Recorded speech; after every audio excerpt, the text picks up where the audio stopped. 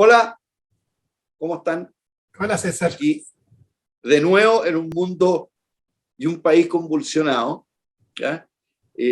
Yo voy a interrogar a mi amigo Juan Pablo hoy día y vamos a hablar de, primero, qué es lo que se entiende por el Wallmapu y qué es la discusión que hay hoy día al interior. En segundo lugar, qué es y cómo ves tú este cuento de la tercera opción en la papeleta de salida, visto los desacuerdos que se están produciendo ahora además dentro del Parlamento y dentro de la propia convención. ¿Ya? Y lo último, que yo creo que es más largo y me encantaría ver tu opinión, es el nuevo orden económico y político mundial que se abre con la invasión rusa a Ucrania y que va mucho más allá del mero hecho de la invasión y de lo que estamos viendo ahora, sino que tiene una proyección que es mucho más de fondo. Así que vamos por la primera. ¿Qué es exactamente, Juan Pablo, el Wallmapu? Yo soy bisnieto de Teodoro Schmidt, él vivió en primera persona, mi bisabuela también, Juana Quesada, hija del gobernador de Angola en su época, lo que fue aquello, cómo era ese Far West en el fondo, y qué es lo que se define hoy día y cuál es la proyección. Montones de amigos míos que son agricultores de la zona me han preguntado un montón, ¿qué opinas tú en particular de qué es el Wallmapu, hasta dónde llega y hasta dónde no llega, y qué es lo que se está discutiendo en términos de restitución? Porque hay muchos que se sienten que los van a expropiar mañana, ¿ya? Están también las papeleras, las empresas que están ahí metidas, en fin. Así que dale con eso. A ver, lo primero es hacer una disclaimer al inicio, y es que estoy terminando un juicio muy largo, y estoy bien agotado y además tiene problemas psiquiátricos con motivo del juicio, porque uno se va poniendo obsesivo. Lo único que existe en la cabeza de uno es el juicio, entonces estoy más gil que nunca, así que no esperen ninguna cosa muy lúcida. Pero el tema muy interesante en Wallmapu. Lo primero es entender, y esto es una cuestión en lo que nos gusta la historia, que a uno le suena natural. Si uno quiere entender lo que pasa en Ucrania, uno tiene que asumir que Ucrania es una nación que por momentos ha sido una nación fallida, que ha sido distribuida entre los polacos, los lituanos, el imperio ruso en su momento, que ha tenido conflictos con los rusos, que salió con los nazis.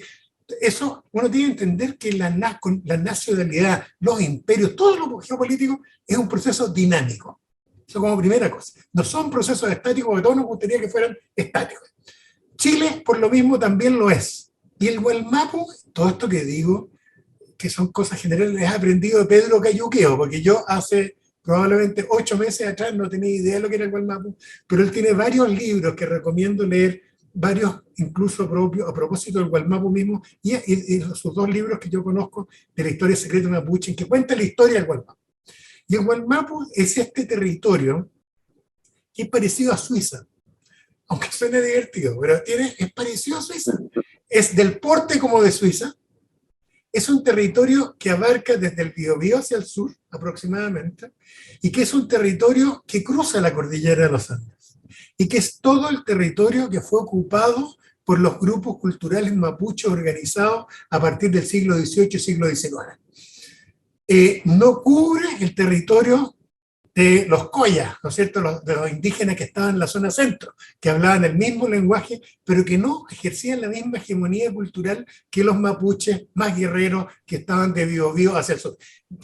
Parte en Biobío, cubre de la cordillera a la costa, y llega hasta, entiendo, gran parte de la zona de los ríos. Y cubre parte de Argentina, de la frontera con Argentina. Es todo el territorio que ellos ocuparon históricamente. Para no equivocarme, como digo, me remito a la fuente, lean a Pedro Cayuqueo. Y por lo tanto es el aspecto territorial de la nación mapuche. ¿Por qué digo yo que se parece mucho a Suiza? Se parece mucho a Suiza por la organización política que tiene. Tú sabes que en la historia todos nos enseñaron, a nuestra cultura mestiza tradicional, que no había Estado. Lo que es hoy día discutido. Porque tú miras el sistema que tenían, y tenían estas organizaciones, estas organizaciones territoriales, que no eran una mera comunidad, sino que eran agrupaciones territoriales de comunidades, muy parecido a lo que a los cantones suizos, agrupaciones territoriales que tenían su propia organización, con variantes según si eras de las Quenches, de los lagos y la costa, si eras de la zona del Valle Central o si eras de la cordillera, con variaciones idiomáticas, pero una cuestión que yo creo que efectivamente no da para ser catalogado Estado, pero había una organización reconocida, incipiente, y por qué siempre me acuerdo de los suizos, porque igual que los suizos, todos estos cantones se organizaban cuando había amenaza externa. Y cuando había amenaza externa, se unían, nombraban un toque, ¿no es cierto? Y tenían un mando común y defendían el territorio de todos los lados. Más allá de la teoría política, del punto de vista de la naturaleza de lo que era el Gualmapu, hoy día ha cobrado mucha importancia por razones obvias, por lo que tú mencionas, César, y que tiene que ver con cuál es el marco de las reivindicaciones territoriales del pueblo mapuche, de este 10% de la población, que yo no conozco cuánto será entre la parte sur del Biobío, Arauco, ¿no es cierto?, la región de la Araucanía y la mitad de los ríos aproximadamente, pero debe ser el 30% aproximadamente, no sé si tú conoces la cifra, pero debe ser como un 30% o algo por ahí, o 20, no sé cuánto es, y el resto es población mestiza chilena tradicional, descendiente de inmigrantes, ¿no es cierto?, etc.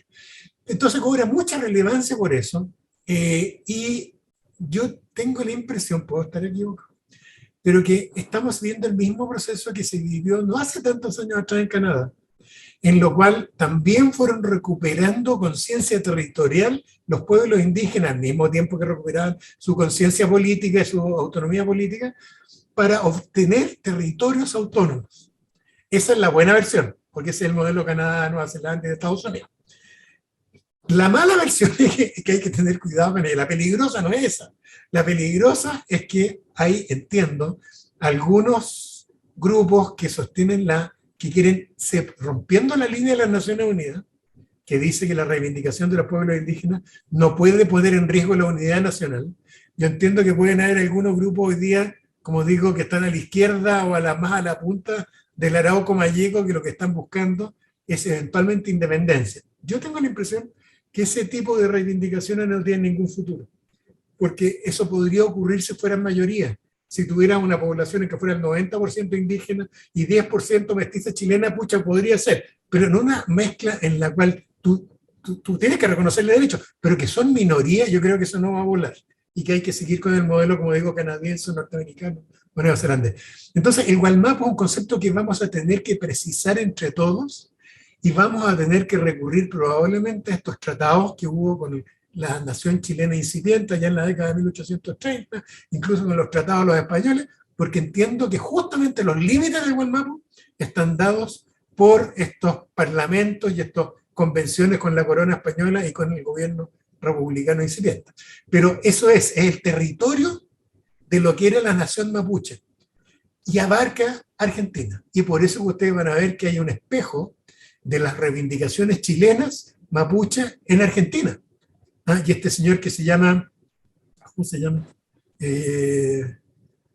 Juan, un apellido inglés, un segundo mapuche, no recuerdo cómo se llama, que es argentino y que está hoy día en Chile, representa las reivindicaciones del lado argentino de Gualmapu. Así que creo que es un tema que vamos a tener que seguir conversando. Y yo sospecho, César, que de repente vamos a tener que volver un poco a nuestras invitaciones.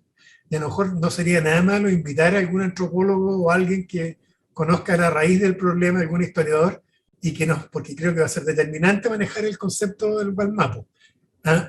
Pero la implicancia que va a tener este espacio territorial que reivindican los mapuches va a ser determinante en torno a cuál de los dos modelos se sigue.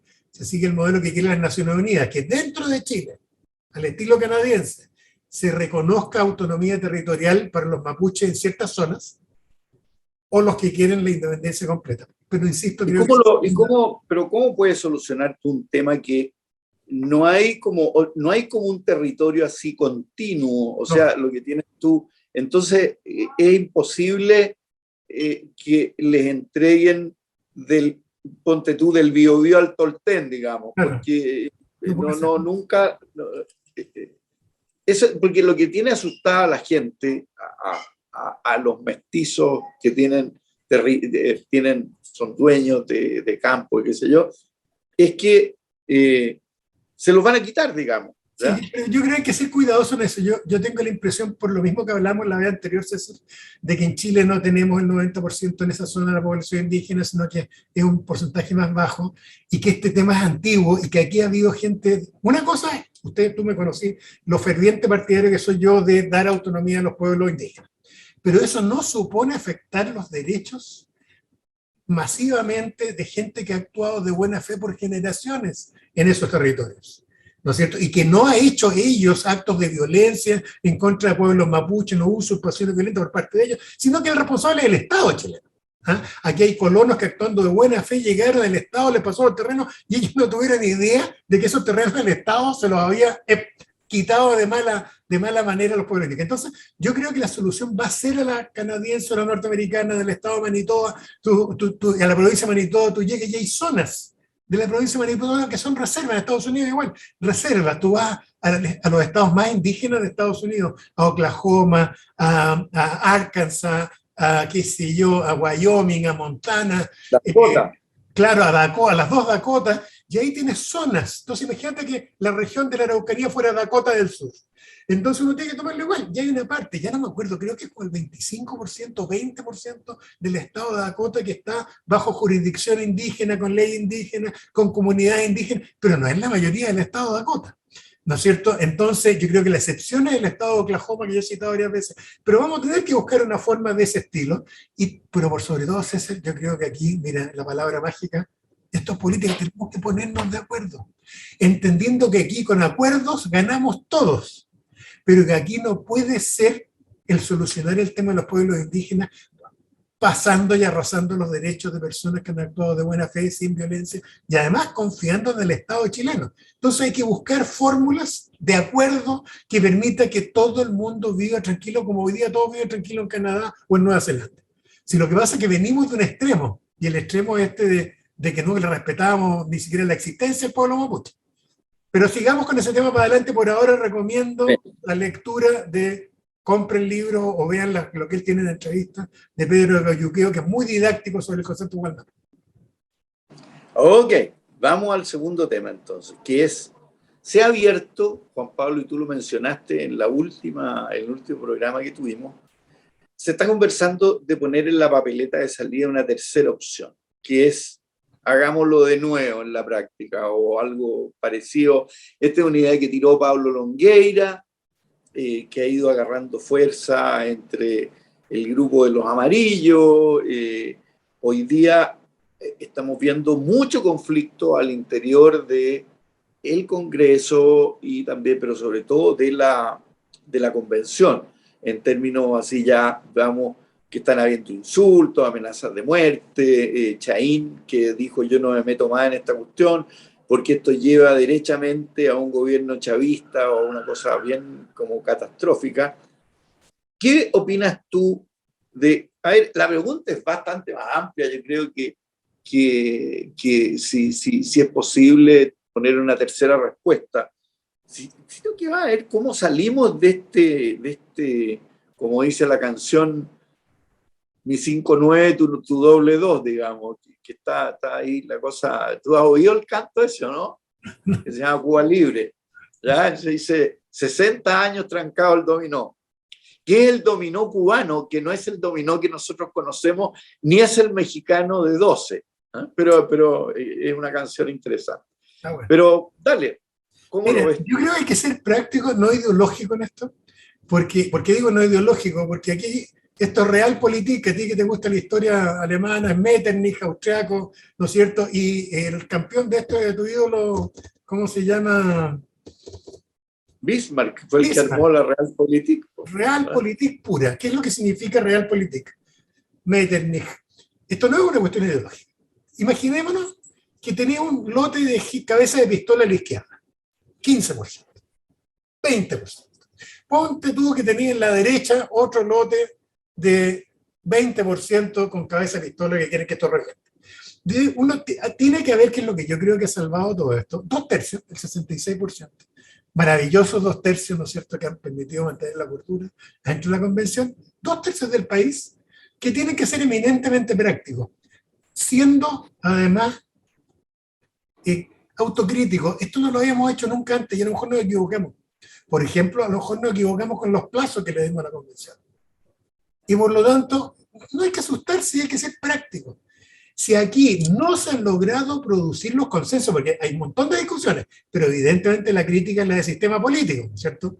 Y el tema del Parlamento, ahí está el nudo del tema, porque mi impresión es que se han tratado de forzar acuerdos, lo hablamos la última vez, sin haber deliberación suficiente. Pero ya no es un tema ideológico, de hecho lo dijimos el otro día, hay peleas dentro de la izquierda. No es que haya un monopolio, un grupo de izquierda que está tratando de pasar las menores, no, hay desparramos dentro del mismo grupo de independientes no neutrales, ha habido opiniones diversas, lo que es normal.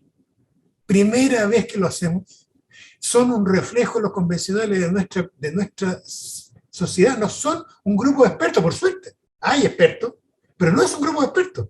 Y por lo tanto, si nos equivocamos en el plazo, y no se está produciendo deliberación suficiente para lograr consenso en torno a los 2/3 que estabilicen esta discusión, y nos podríamos enfrentar frente a un escenario que dijeras tú, sabes que viene una especie de mamarracho constitución, no por una cuestión ideológica, porque no alcanzaron a ponerse de acuerdo y entonces quedó una cuestión rarísima.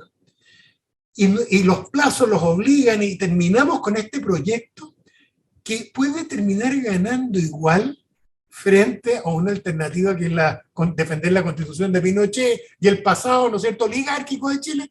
Yo creo que frente a eso hay que ser prácticos, y los que confiamos y queremos que haya un 66% del país, que incluya gente de derecha, de centro y de izquierda, que son gente con sentido común y que quieren un país para todos, tendremos que ser prácticos como Metternich, ¿no es cierto?, como tu ídolo germano, y tenemos que decir, bueno, o varias alternativas, hay que ver cuál es la más conveniente, metamos una tercera alternativa que sea darle más plazo, hacer un nuevo proceso convencional, aparte que haya este proyecto constitucional sea una especie de preinforme de un primer borrador y que trabaje un segundo, no tengo idea, a mí no me quita el sueño ninguna de esas cosas.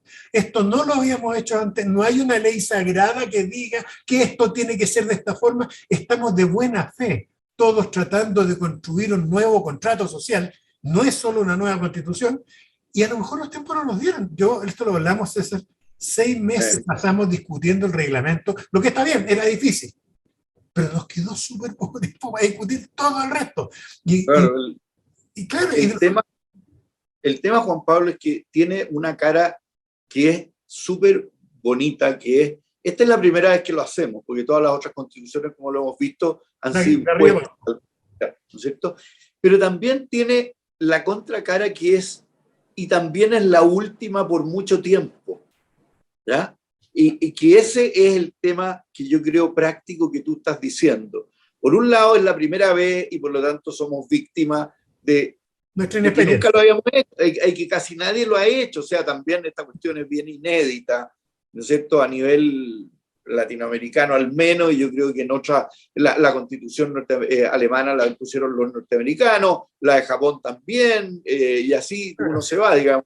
Claro.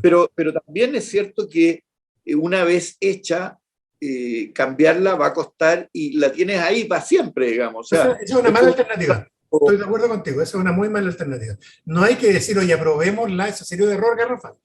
Viene llena de efectos mamarrachos, pero aprobémosla y después la modificamos. No, hay que ser correctos, seguir la secuencia lógica. Nos faltó tiempo para deliberar, no hay problema. O ampliamos o creamos una nueva constitución o la ampliamos el plazo, pero busquemos un mecanismo intermedio que, de nuevo, sí, creo que es importante lo que tú planteas, César, que sí no sea acuerdo popular, sino que entre en un plebiscito o en algo en que se opine la gente. Pero yo estoy completamente abierto, te insisto, esto es un tema práctico. Aquí no hay un tema de compromiso, de ruptura de principio, aquí no hay ni un principio metido. Hay que ser práctico y si nos equivocamos en el plazo, bueno, modifiquemos y aprendamos la experiencia. A pesar de que el otro día me reía mucho, porque tu ídolo alemán tiene una frase muy divertida que dice que la gente estúpida aprende los errores propios y dice la gente inteligente aprende los errores ajenos. La es genial. Está buena. Muy buena. Oye, pero tenemos que aprender de los errores propios. Vamos ahora al último tema, que es el nuevo orden mundial, tanto político como económico. Hoy día me llegó mi Economist en mi Kindle, y la verdad que me demoré unas 2 horas en leer toda la parte política y económica que se viene encima. Y el Economist, que es muy agudo, ¿ya? Y lo hace muy bien siempre, dice, esto que ha sucedido Rusia-Ucrania, más China con Estados Unidos, más Europa occidental, porque ahí hay todo un cuento entero, es de la misma estatura a nivel de problema mundial, del orden mundial, que fue la Primera Guerra Mundial y su secuela, ¿ya? En que cuando termina la Primera Guerra Mundial todos dicen, ya, olvídense que hubo guerra, business as usual, volvamos. Y no fue así, ¿ya? Y llegó la segunda, y con la segunda vino la Guerra Fría, que fue un orden que nosotros lo conocimos durante nuestra niñez y juventud y vida adulta, que terminó en realidad en 1989. Y ahí parte esta nueva, y ahora parte un nuevo orden político y orden económico en que la gente, Europa se une por primera vez, después de que ya era casi como un cartel económico nomás. Estados Unidos se inquieta, y no tanto por Ucrania-Rusia, sino que porque es lo que hace China. Rusia es muy chiquitito, ¿ya? Es una economía, es del porte de Brasil, que nos ganó 4-0 a todo.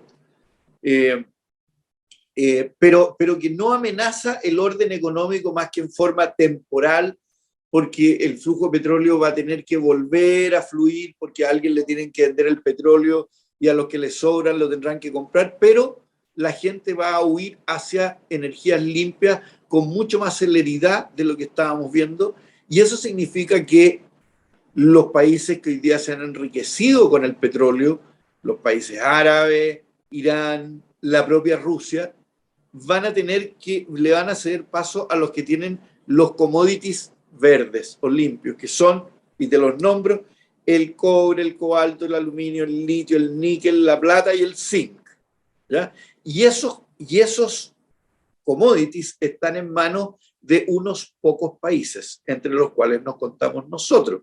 Está el Perú, casi toda la plata del mundo, fíjate, está en el Perú, yo no tenía idea. Pero el Congo tiene casi el monopolio del cobalto, China del aluminio, Indonesia del níquel, y muchos de los países que tienen estos monopolios son autarquías o regímenes horrorosos, en los cuales el riesgo político es muy alto, pero que van a tener un boom en la medida que logren capitalizar sobre ello y en la medida que se hagan las inversiones necesarias. Pero a mí me encantaría, tú que conoces harto historia y los has seguido, ¿cómo ves tú esto que se nos viene encima y que se nos vino encima de una? O sea, fue como de repente.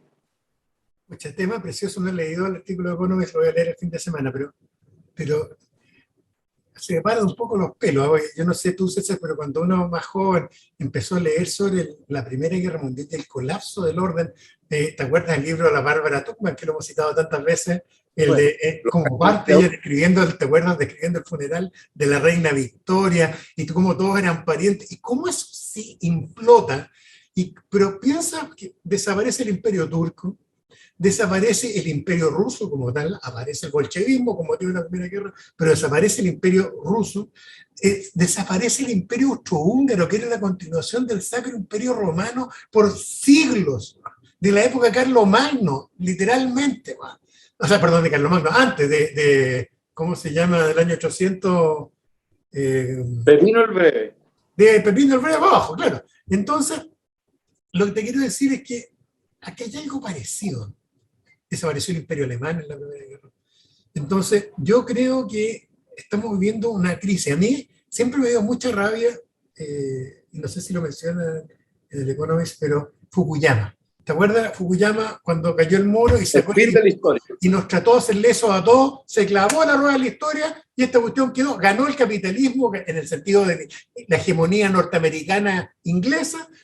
Europa murió, el marxismo murió y esta cuestión se le clavó a la rueda de la historia. Y es cierto, estamos viendo, César, y esto lo hemos seguido en mi opinión humilde, de ciudadano común y corriente, pero yo creo que estamos viendo el declive de Estados Unidos.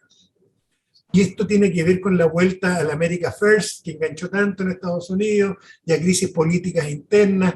te regalo lo que va a ser la próxima elección presidencial de Estados Unidos y lo que va a dificultar el poder destructivo de Trump dentro del Partido Republicano, lo que va a dificultar la política exterior norteamericana y con un presidente Biden que a mí me cae bien, pero lo hay extraordinariamente débil, conceptualmente débil. Entonces, yo creo que este vacío que produce Estados Unidos está produciéndose no solo el aprovechamiento de Rusia, sino que yo creo que estoy de acuerdo, es un preludio de lo que es. Rusia es como el imperio austrohúngaro y los chinos son como el imperio alemán. El problema no son los austrohúngaros en la Primera Guerra, que colapsaron, ¿te acuerdas? Rapidito en la Primera Guerra. No, el problema son los chinos. Y el chino y sus poderes, acuérdate, César, de alguna vez tú mismo lo mencionaste, 25 años lleva metido en África, calladito, China, la única base militar que existe China afuera de Estados Unidos está en África, y hace rato vienen con el tema de todo, del molibdeno, de todos estos países, y están los chinos detrás.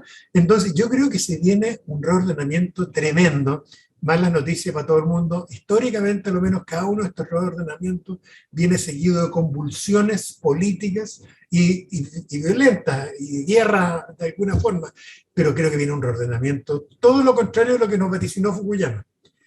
Y que, de nuevo, piensa en lo ideológico aquí, César, que cuando uno dice que está decayendo Estados Unidos, está decayendo una potencia capitalismo, una forma de capitalismo, y a lo mejor está apareciendo una forma de capitalismo nuevo que es la China, que es una forma no democrática, autoritaria, centralizada, de partido único, una cuestión rarísima. Todos cometimos un error, y yo soy el primero en reconocerlo, decir, se cayeron los muros, murió el marxismo, y se nos olvidó China. Calladitos los chinos detrás, ¿no es cierto?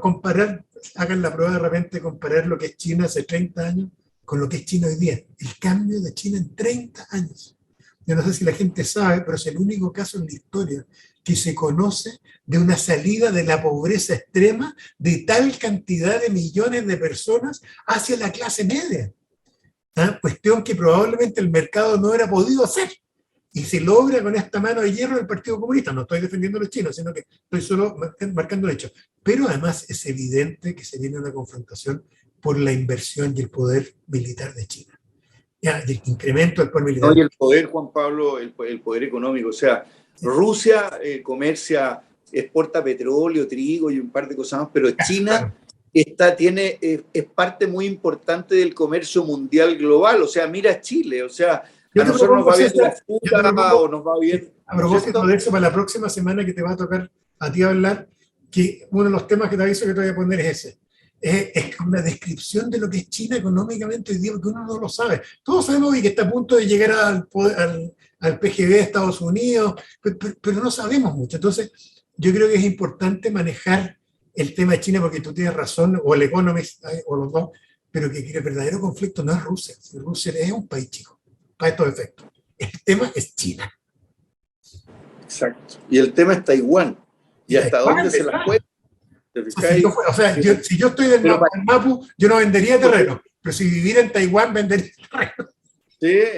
Bueno, o sea, el mundo puede bancarse el que Rusia, lo que está haciendo Rusia, pero el mundo en general no puede bancarse un mundo desconectado completamente de China, económicamente hablando. O sea, tú podés cerrarle a los rusos todo, ya, ahí vamos a sufrir y vamos a tiritar un rato y vamos a transpirar un rato. Pero con China es distinto, y también es distinto para China, ojo. O sea, Putin cree que él se puede bancar todo esto que le está pasando. China lo tiene que mirar con mucho más cuidado. Bueno, tú sabes que hay algunos que han dicho públicamente, algún analista por ahí en New York Times, de que claramente China, de alguna manera, incentivó este conflicto, como para meter el dedo del agua y ver cómo reacciona Occidente frente a situaciones de guerra moderna por recuperaciones territoriales. Y está mirando atentamente todo para ver lo que tú dices, cómo reaccionarían frente a Taiwán. Porque uno dice, oye, que Estados Unidos tiene más poder militar que China. Sí, pero Estados Unidos lo tiene repartido en todo el mundo. Si tú aplicas a la zona, la hegemonía hoy día es China. Ya, bueno, tiene armas nucleares de matas. Pero fíjate que tiene muchas proyecciones. Por ejemplo, lo que va a gastar ahora Alemania en armamento y ejército es más de lo que infinitamente más de lo que gasta Rusia, por ejemplo. ¿Ya? Japón está decidido a tener ejército, armada y toda la cuestión. O sea, hay cosas que se están armando que son súper complejas. ¿Ya? O sea, por primera vez la Unión Europea actúa como Unión Europea, no como un cartel económico, sino que ya dicen, oye, sabéis que tenemos que preocuparnos de este cuento. Entonces, es un hito al cual además no estábamos preparados. Como tú bien dices, matan al sobrino del Kaiser austríaco en Sarajevo y se desata una cosa horrorosa que a lo mejor se veía venir, pero que nadie la esperaba y que todos tratan de sostenerla. ¿Ah? No está de más reconocer dos libros. ¿Cómo se llama? Christopher, ¿cómo se llama el australiano que escribió Sleepwalkers? No sé si lo viste tú, ese libro sobre la Primera Guerra Mundial. Sí, claro. Extraordinario. Ya me voy a acordar del nombre. Y de la Bárbara Tuchman, Los Cañones de Agosto, el que no se lo haya leído, por favor que se lo lea, porque además si uno que es un agrado leerlo. Porque escribe con una pluma increíble. Pero que efectivamente es una demostración de cómo el hombre no logra controlar consciente y racionalmente la geopolítica y que hay fuerzas, en el fondo Tucídides de nuevo, cómo hay fuerzas subterráneas. ¿Ah? Él dice Tucídides al comienzo que él va a describir lo que él cree que son las verdaderas razones del conflicto de la guerra del Peloponeso, no las que dijeron Esparta y Atenas, porque él dice que habían razones por debajo. Y aquí Bárbara Tuchman hace lo mismo.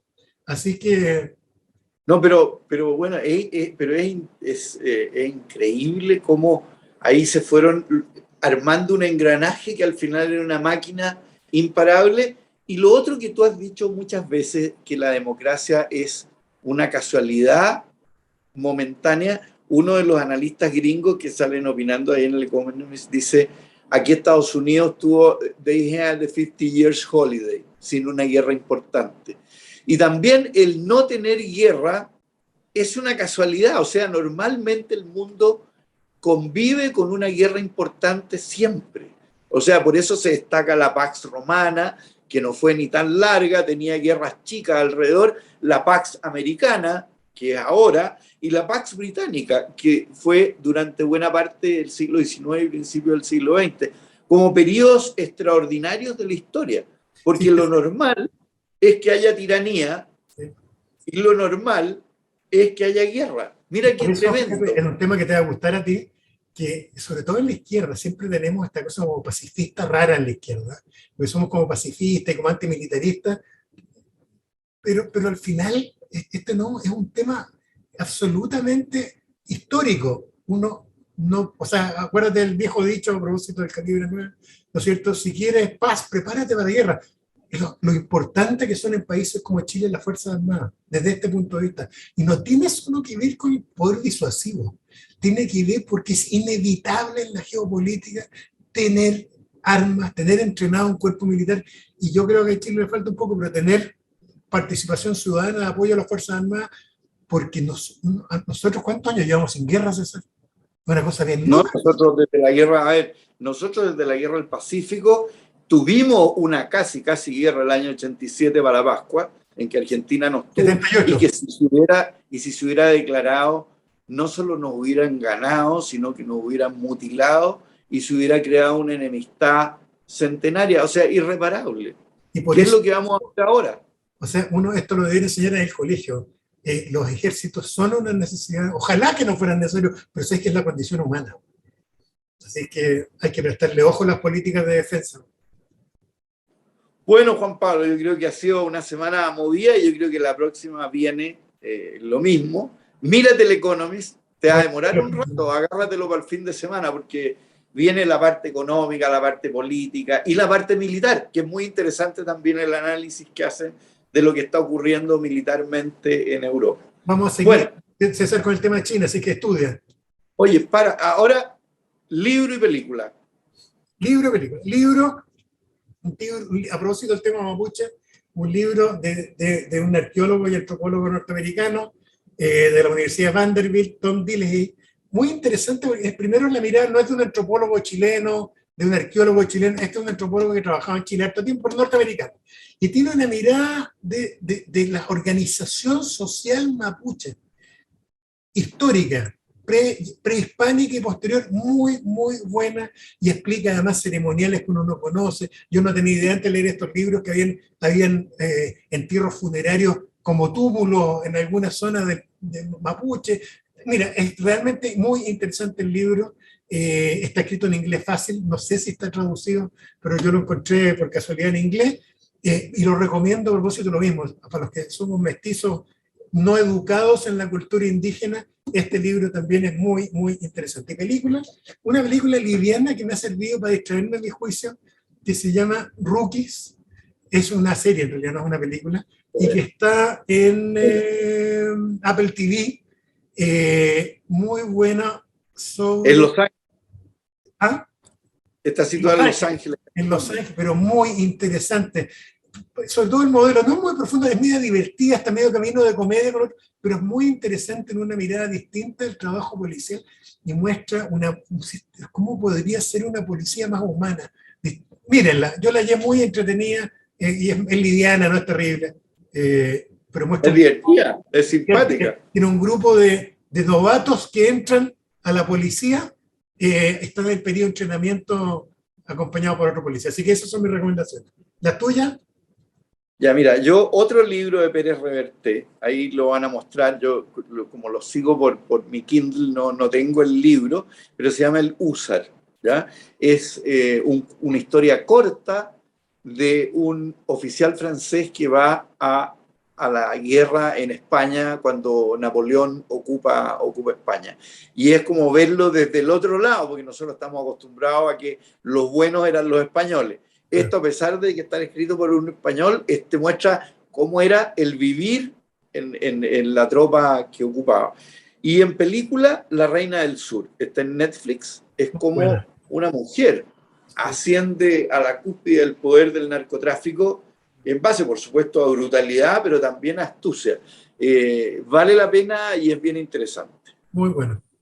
Ya, pues, entonces... Ya, pues nos vemos próxima semana. Ahí te estrujamos. Ya. Ya, pues. Ok, listo. Cuídate.